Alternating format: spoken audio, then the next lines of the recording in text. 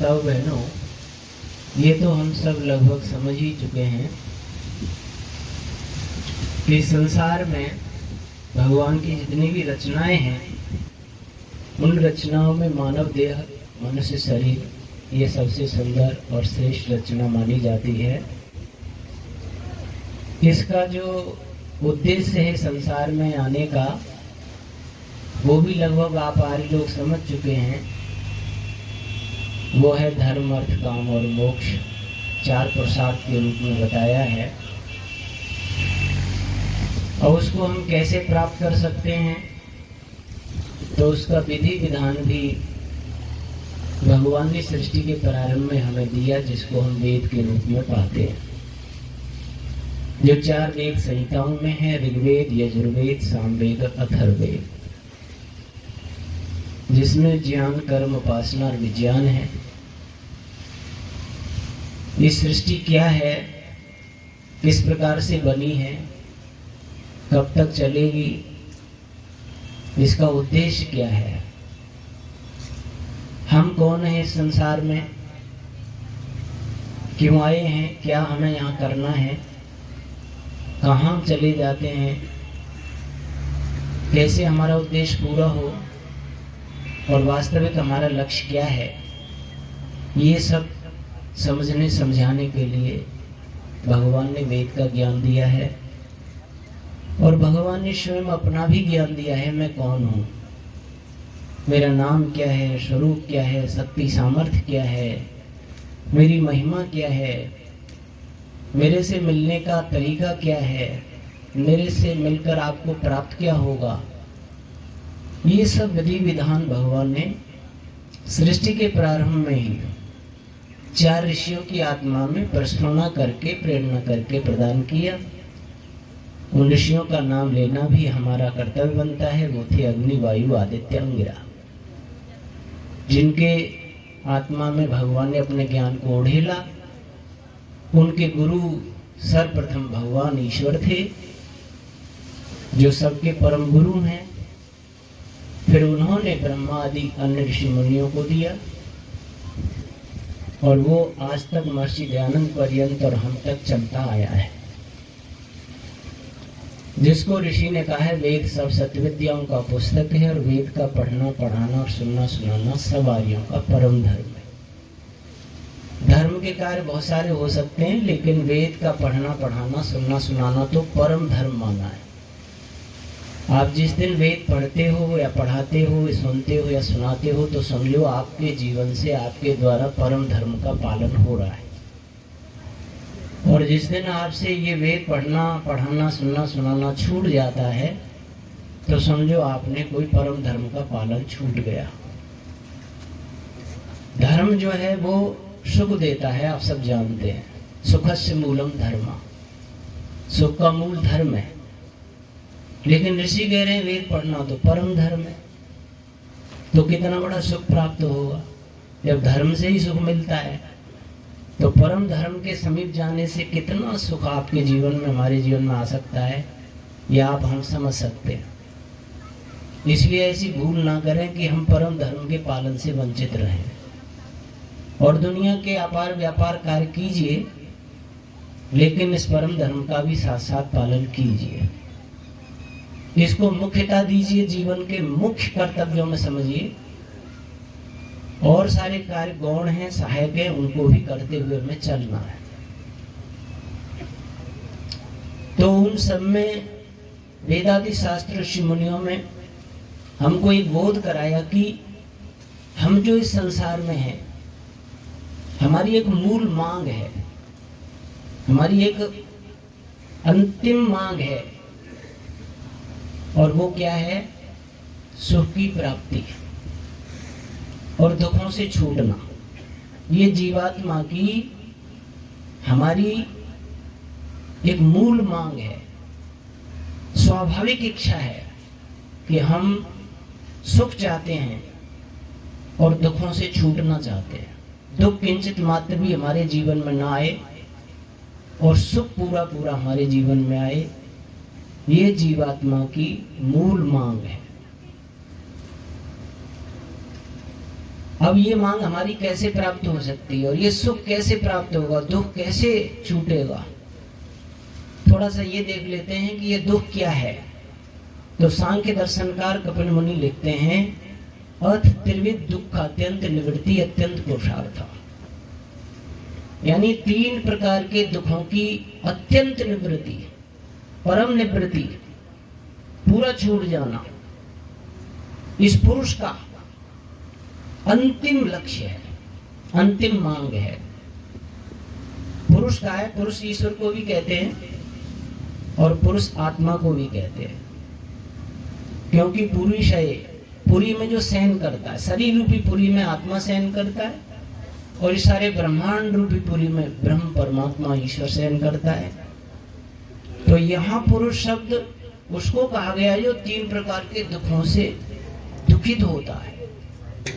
तो वो ईश्वर तो होता नहीं है, ईश्वर तो पूर्ण है, रसेन तृप्तो न कुतश्चन होना, उसमें किसी प्रकार की न्यूनता नहीं है, आनंद से भरा हुआ है। तो यहाँ उस पुरुष को कहा गया है जो दुखी होता है। तो यहाँ सांख्य दर्शनकार कहते हैं कि हम 3 प्रकार के दुखों से यहाँ ग्रसित होते हैं और ऐसा कोई भी प्राणी नहीं है जो संसार में जन्मा हो और वो इन 3 प्रकार के दुखों से दुखी ना हो। या यूं समझिए, जो आत्मा जन्म लेगी वो यहाँ नितांत दुखों से छूट नहीं सकती है। दुनिया में चाहे कितना भी कोई बड़ा ज्ञानी हो, बलवान हो, धनवान हो, सबके सामने ये 3 प्रकार के दुख आते हैं और इनकी अत्यंत निवृत्ति हमारे जीवन का परम लक्ष्य है। तो ये 3 प्रकार के दुख कौन से हैं? एक आध्यात्मिक दुख, दूसरा आदि भौतिक दुख, तीसरा आदि दैविक दुख। आध्यात्मिक दुख को 2 विभागों में बांट के देखा है, एक आंतरिक रूप से और एक बाह्य शरीर के द्वारा, शारीरिक दुख और मानसिक दुख। जैसे शरीर में ज्वर है, बुखार है, कटना पिटना है, फोड़ा फुंसी है, सिर दर्द है, पेट दर्द है, ये सब जो होता है शरीर में, ये आध्यात्मिक दुख के रूप में देखा गया है।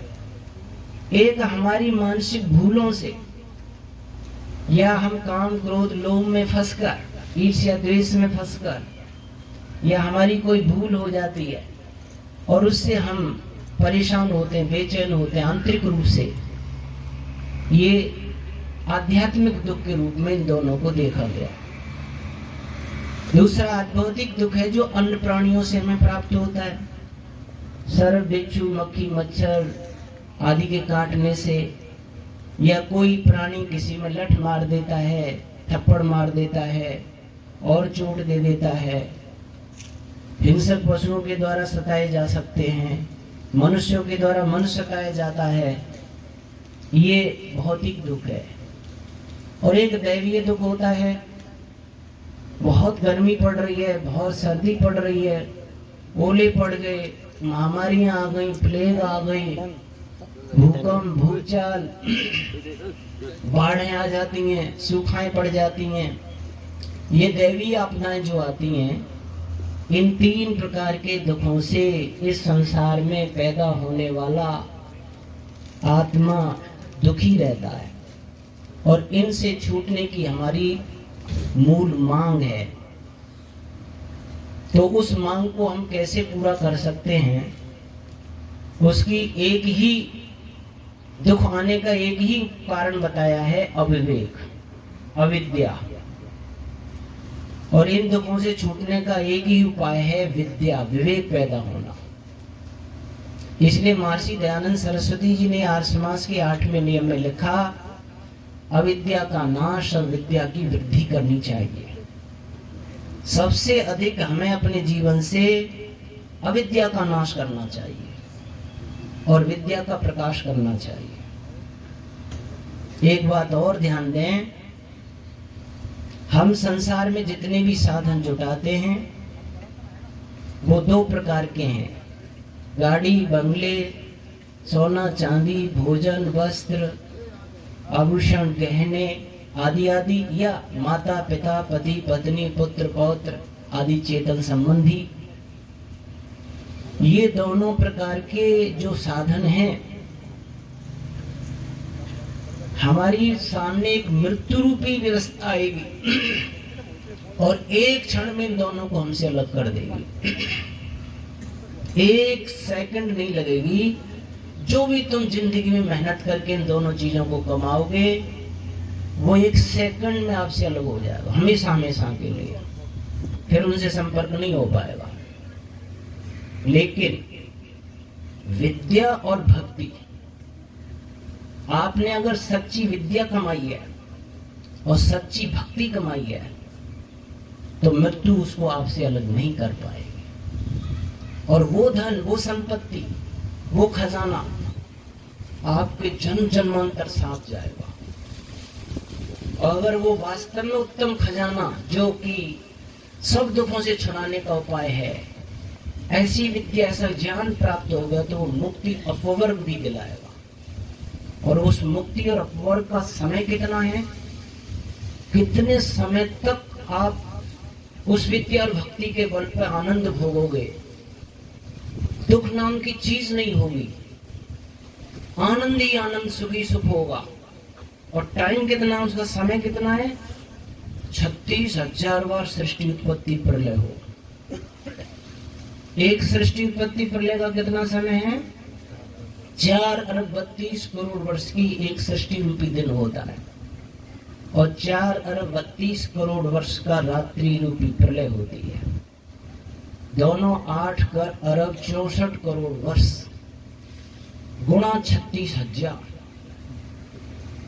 31 मील 10 खरब 40 अरब वर्ष, मामूली समय नहीं है। यानी कि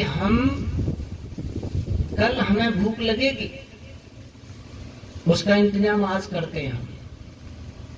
6 महीने बाद, 6 महीने तक भूख लगेगी, साल भर लगेगी, उसका इंतजाम आज हम करते हैं। उस भूख रूपी दुख से छूटने का उपाय, इंतजाम, साधन आज हम इकट्ठा करके रखते हैं और परिश्रम करके। तो ऋषि कहते हैं, जहां 31 मील 10 खरब 40 अरब वर्ष तक तुम्हें सब बोले, उसका इंतजाम आज नहीं करना चाहिए, आज करना चाहिए। जो दुख हमें आएगा, उसको हम खत्म करने के लिए आज मेहनत करते हैं, पर थोड़ी देर के लिए वो दुख छूटेगा, फिर आ जाएगा। न दृष्टा तत्सिद्धि निवृत्ति अनुवृत्ति दर्शना, ऐसा सांख्य दर्शनकार कह रहे हैं। ये दुनिया के दृष्ट जो पदार्थ है, देखने में आ रहे संबंधी लोग, माता पिता पति पत्नी पुत्र पौत्र आदि, और धन वैभव गाड़ी बंगला सोना चांदी भोजन वस्त्र आदि दृष्ट साधन, ये थोड़ी देर के लिए दुख को हटाते हैं, निवृत्ति अपनी दुख हटाते हैं। और अनुवृत्ति दर्शना, पुनः वो तो फिर सामने आ जाता है। अत्यंत निवृत्ति इनसे नहीं होती है। एक उदाहरण देते हैं, जैसे प्रत्यक्ष प्रतिकारवत, सांख्य दर्शनकार कह रहे हैं, जैसे मुझे भूख लगी, प्यास लगी, उसने मुझे सताना शुरू कर दिया, मैं दुखी होने लगा, और मैंने भोजन का इंतजाम कर लिया, और भोजन कर लिया, निवृत्ति अपनी, वो दुख, भूख प्यास रूपी दुख छूट गया। और 3, 4, 5 घंटे के बाद अनुवृत्ति दर्शन, फिर वही दुख सामने आ गया, फिर इंतजाम करो, फिर थोड़ी देर के लिए छूट गया, फिर 4-5 घंटे बाद फिर वही दुख सामने आ गया। 59 वर्ष से तो मैं कर रहा हूँ, आज तक तो अत्यंत निवृत्ति हुई नहीं। किसी की हो गई हो तो बता।